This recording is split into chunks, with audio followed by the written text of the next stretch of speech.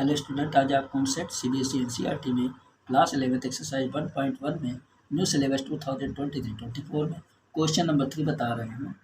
Question number 3 है write the following sets in roster form. तो roster form को ही हम टेबुलर फार्म भी बोलते हैं। तो इसके अंदर ये जो हमारा सेट्स दिया गया है, ये सेट बिल्डर फार्म में दिया गया है और हमको रोस्टर फार्म में इसको बदलना है, यानी रोस्टर फार्म और या टेबुलर फार्म। यहाँ पर सबसे पहले आप समझ लीजिए, जो रोस्टर फार्म होता है उसके एलिमेंट्स को हमें कामास द्वारा लिखा जाता है और कर्ली ब्रैकेट के अंदर लिखा जाता है। कैसे? इस टाइप से। तो रोस्टर फार्म या टेबुलर फार्म इसको बोलते हैं। तो इसको जैसे मान लीजिए सेट्स हो गया, इसको जो हमको लिखना होगा उसके अंदर टेबल रोस्टर या टेबुलर फार्म के अंदर, तो ये किस टाइप से रहता है। जैसे तुम्हारा हो जाता है ए ई आई ओ यू, ये हमारा क्या है, वॉवेल्स हैं। तो ये हमारे किस में है, ए ई आई ओ यू, यानी सिंगल वर्ड्स ही इसके अंदर एक बार जो वर्ड्स होगा वो एक ही बार यूज होगा, वो दोबारा रिपीट नहीं होता है। जैसे ए को हम दो बार नहीं लिख सकते, एक ही बार लिखा जाएगा। आई को हम दो बार नहीं लिख सकते, एक ही बार लिखा जाएगा। कोई भी वर्ड्स को हम एक ही बार इसके अंदर यूज करेंगे सेट के अंदर, तो इसको बोलते हैं रोस्टर फार्म या टेबुलर फार्म। और सपोज दूसरा लेकर के देख लेते हैं। मान लीजिए 1 2 3 4 5 ये दिया गया है रोस्टर फार्म के अंदर। 1 देखिए एक ही बार यूज हुआ है, 2 भी एक ही बार यूज हुआ है, 3 4 5 सब एक एक बार यूज हुआ है, ना कि ये किसी और फार्म में। फॉर सपोज जैसे आप लिखते हो स्कूल।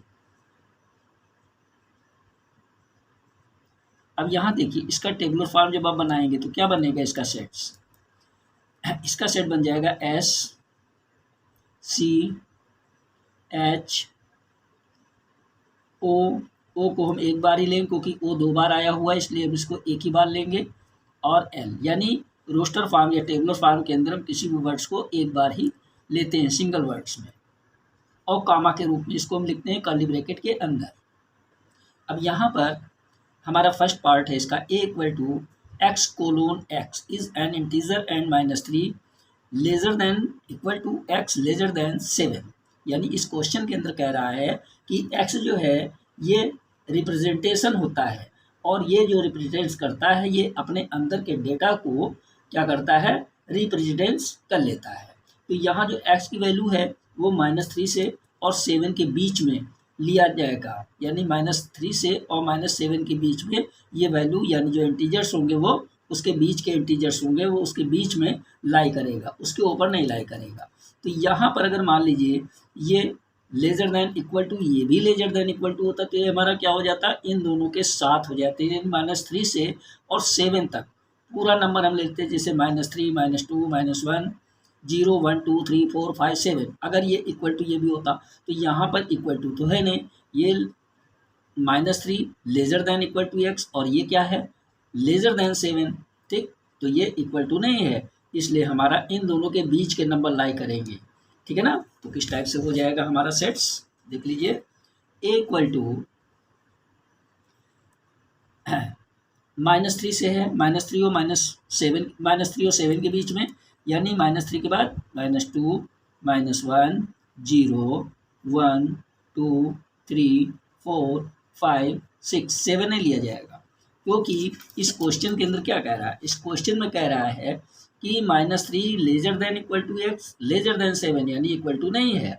तो -3 और 7 के बीच के नंबर हमने ले लिए ऐसे, -2 -1 0 1 2 3 4 5 6, ठीक है ना। अब हमारा देखिए सेकेंड पार्ट क्या कह रहा है, बी सेट में कह रहा है x colon x is a natural number less than 6, right. यानी नेचुरल नंबर जो होंगे वो हमको 6 से नीचे लेना होगा, यानी उसके नीचे। अगर यहाँ पर हो जाता लेस देन इक्वल टू 6, तो हम पूरा नंबर नेचुरल नंबर 1 से लेकर के पूरा 6 तक ले जाते, अगर इक्वल टू भी लिखा होता। अब यहाँ पर लेस देन 6 ही लिखा हुआ है, तो 6 से नीचे तक ले जाएंगे, यानी नेचुरल नंबर हमारे क्या हो जाएंगे, 1 2 3 4 5, ठीक है ना। अब देख लीजिए इसको, ये फर्स्ट पार्ट था। सेकेंड पार्ट है हमारा बी इक्वल टू 1 2 3 4 5, ठीक है ना। अब थर्ड पार्ट ले लेते हैं। सी सेट के लिए। थर्ड पार्ट में कह रहा है x:x is a 2 digit natural number such that the sum of its digit is 8। यानी इसके अंदर कह रहा है कि जो नंबर्स दिए गए हैं, यहाँ पर जो नंबर्स हैं, यहाँ पर हमको क्या कर लेना है, 2 डिजिट नेचुरल नंबर लेना है जिनको ऐड करने पे उसका सम 8 हो जाता है। ठीक है, तो सबसे पहले तो आप समझ लीजिए 2 डिजिट नेचुरल नंबर होते कहाँ से स्टार्ट और कहाँ तक खत्म होते हैं।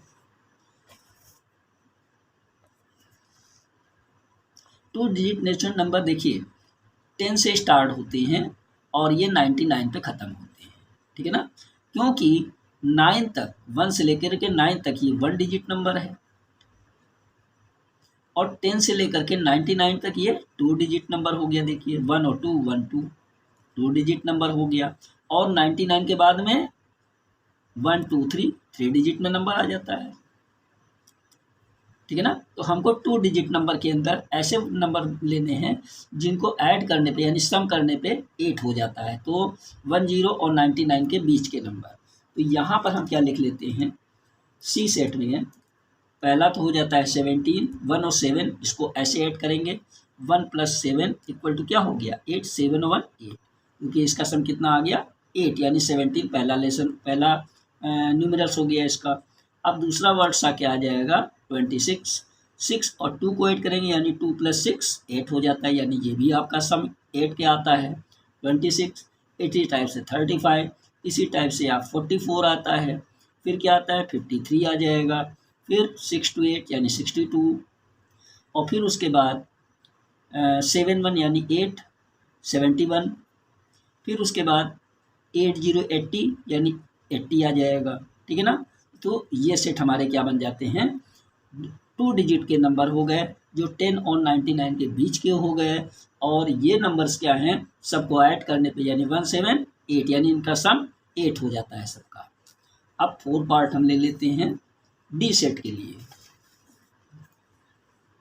डी सेट क्या है, डी इक्वल टू क्या कह रहा है x:x is A prime number which is divisor by 60, यानी हमको ऐसे प्राइम नंबर इसके अंदर लेने हैं जो 60 से डिवाइडर हो जाने चाहिए। देख लीजिए बहुत ईजी है। तो 60 को डिवाइजर करने वाले नंबर्स कौन से हो जाते हैं, 2 से 60 डिवाइड हो जाता है, 3 से 60 डिवाइड हो जाता है, 5 से 60 डिवाइड हो जाता है। देख लीजिए 60 को हमने 2 से डिवाइड किया 30 आ गया। ठीक है ना, अगर 3 से 60 को हम डिवाइड कर रहे हैं देखिए 3 2 जा 6 0 0। अगर हम इसी टाइप से 5 से कर लेते हैं 60 को डिवाइड 5 1 जा 5 1 0 5 2 जा 10, कितना आ रहा है देखिए, यानी ये सब नंबर हमारे 2 3 5 से डिवाइड हो जाता है 60। अगर 6 से 60 को हम डिवाइड करते हैं तो यहाँ पर प्राइम नंबर से ही डिवाइड होना चाहिए जो सिर्फ अपने से ही डिवाइड होते हैं।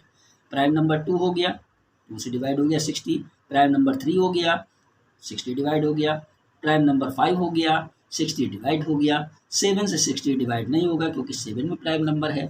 इसी टाइप से 11 से भी 60 डिवाइड नहीं होगा, वो भी प्राइम नंबर है। तो ये हमारे प्राइम नंबर ऐसे हैं जिनसे 60 डिवाइड हो जाता है। तो हमारा ये सेट्स डी सेट्स बन जाता है। अब हम लेते हैं नंबर 5 की तरफ। नंबर 5 में क्या कह रहा है question, E equal to the set of all letters in word technometry, यानी जो हमको सेट्स बनाना है इन टेक्नामेट्री में से सभी वर्ड्स को लेकर के हमको ई सेट्स बनाना है। इसको आप देख लीजिए, जो टेक्नामेट्री है, टेक्नामेट्री में जो लेटर्स हैं उनका हमको सेट बनाना है। हमने क्या बताया था कि जैसे स्कूल लिखा है तो एस को एक बार लिखा, सी को एक बार लिखा, एच को एक बार लिखा, ओ 2 टाइम आया तो इसको एक ही बार लिखा जाएगा, 2 बार नहीं लिखा जाएगा। यानी वर्ड अगर रिपीट कर रहे हैं तो उसको हमको एक ही बार लिखना है, 2 टाइम नहीं लिखना है। तो हमारा ई सेट में क्या हो जाता है टेक्नामेट्री में, एक तो टी आ गया एक ही वर्ड्स, फिर आर आ गया, फिर आई आ गया, देख लीजिए TRI कोई नहीं आया है, जी भी एक ही बार आया है, ओ 2 टाइम आया है। ठीक, तो हम क्या लिखेंगे IGO। ठीक, ओ को हमने एक बार लिख लिया। फिर उसके बाद n आया है, n लिख लेंगे, n को लिख लिया। फिर इसके बाद o दोबारा रिपीट हो रहा है इसलिए o को नहीं लिखेंगे, एक ही बार लिखा जाता है। m को लिख लेंगे, m एक बार आ रहा है। और e, इसके बाद e को भी लिख लेंगे, तो m और e इसको भी लिख लेते हैं सेट में, ठीक है ना। अब इसके बाद t को देखिए दूसरी बार रिपीट हो रहा है इसलिए t को नहीं लेंगे क्योंकि एक ही बार लिया जाता है, रिपीटेड वर्ड नहीं लिए जाते हैं। r भी देखिए दूसरी बार रिपीट हो रहा है इसलिए r को भी नहीं लेंगे।